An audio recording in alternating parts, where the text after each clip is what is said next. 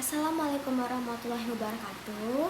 Saya Haza Kofidia dari 11 IPA 1. Hari ini saya akan membahas tentang teori dan konsep larutan penyangga. Teori dan konsep larutan penyangga oleh Haza Kofidia, HMT 11 IPA 1. Nah, bagi yang ingin mengetahui tentang materi ini, terus ikutin penjelasan dari saya ya. Konsep larutan penyangga. Apa sih konsep larutan penyangga? Nah, konsep larutan penyangga ialah campuran asam lemah atau basa lemah dengan garamnya yang dapat mempertahankan pH dari penambahan sedikit asam, basa, dan pengenceran.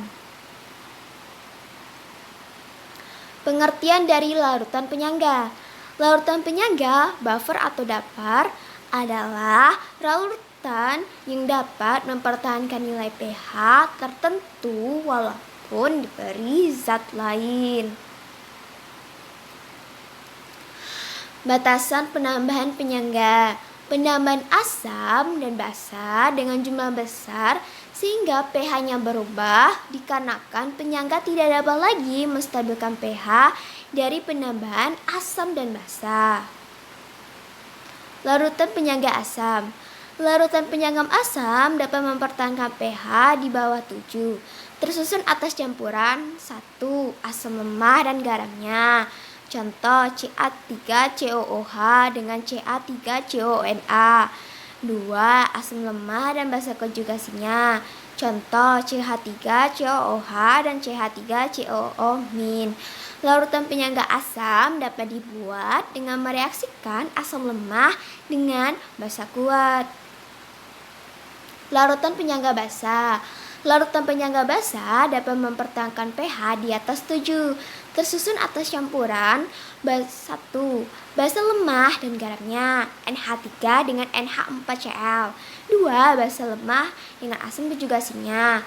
Contoh NH3 dengan NH4+. Larutan penyangga basa dapat dibuat dengan mereaksikan asam kuat dengan basa lemah.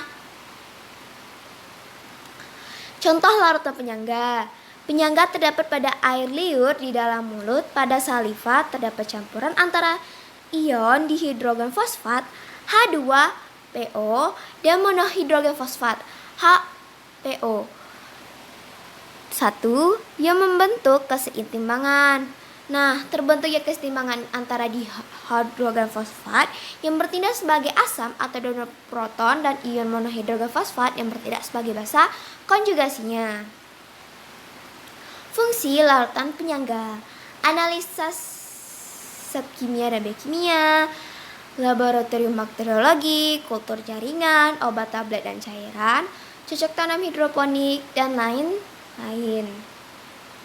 Nah, terima kasih telah mengikuti penjelasan teori dan konsep larutan penyangga. Semoga bermanfaat ya.